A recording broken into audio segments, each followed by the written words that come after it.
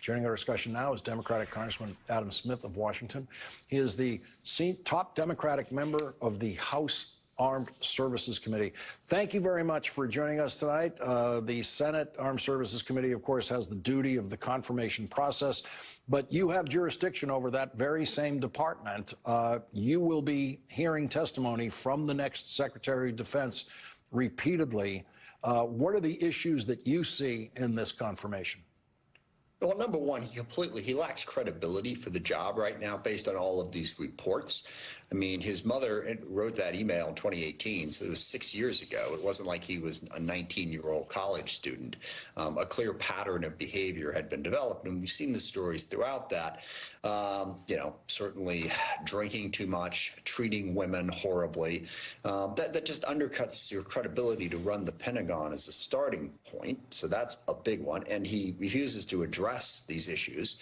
So we have to hear from him what was going on. You have all of these credible accusations against you.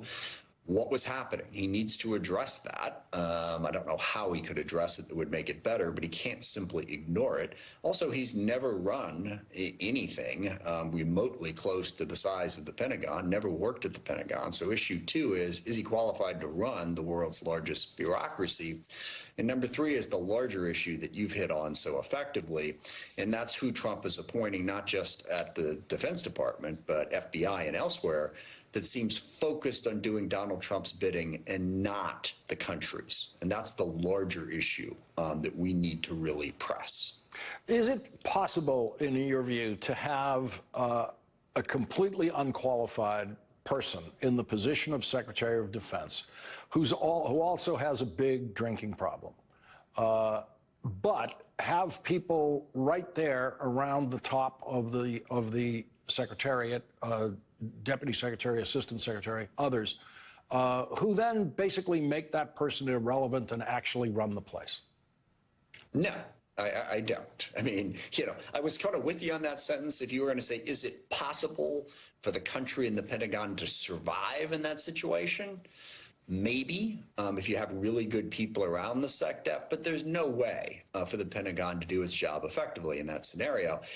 And by the way, we have to see who Donald Trump picks to fill those other positions. I don't think the current record shows that President-elect Trump is going to pick the type of people who would hold a Secretary of Defense accountable.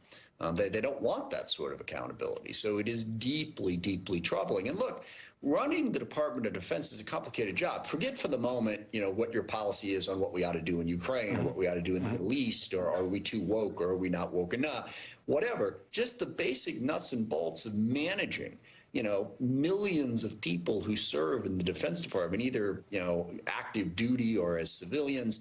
It's a really complicated job that requires a certain dedication and understanding of that high level of management. It's very clear that Pete Hegseth does not have that ability at this point. Congressman Adam Smith of the House Armed Services Committee, thank you very much for joining our discussion tonight. Thank you, Lawrence.